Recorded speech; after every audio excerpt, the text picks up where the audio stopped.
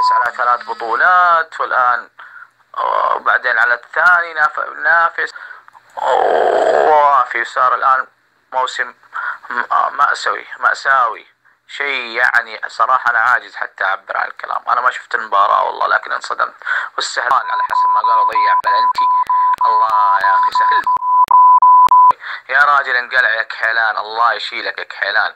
نكبتنا وطفشتنا وفشلت بنا، نجران يصكنا 4-3، والآن كمان يجينا هذا فوز علينا. يا شيخ والله العظيم فريق تافه فاشل، فريق ما يستاهل أحد يشجعه. العظيم فريق ما يستاهل أحد يشجعه، ندمت على تشجيعه والله العظيم.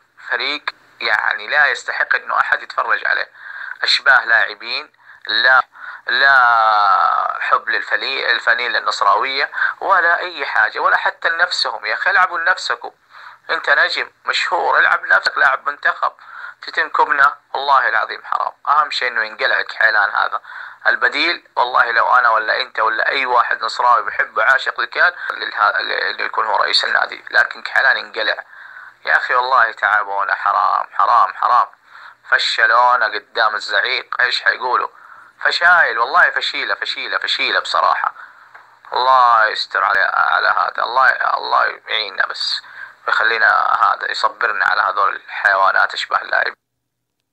دحين الآن لو يبغوا جمهور النصر، لو يعني يبغوا يعني لو اللعيبة يبغوا يرضون جمهور النصر، أقل شيء هذا الموسم، يعني أقل شيء إنهم يفوزوا على الهلال وما نكون كوشة الهلال، إنهم هم بيتشمتوا فينا، وربنا ما يحب المشمتين. فإن شاء الله بإذن الله ينصرنا عليهم الله سبحانه وتعالى واضع، وهم حيدخلون المباراة بثقة وبعجرفة وبيحاولوا يستعرضوا قدامنا. فلازم إنه لعيبة النصر يعملون هذا الشيء. صالحونا، خسرنا كل حاجة، خسرنا 3 بطولات، خسرنا المركز الثاني، خسرنا سمعتنا، فشلونا. أقل شيء يردوا شوية ويحفظون ماء وجه النصر، إذا كان فعلا هم لعيبة ورجال يحبون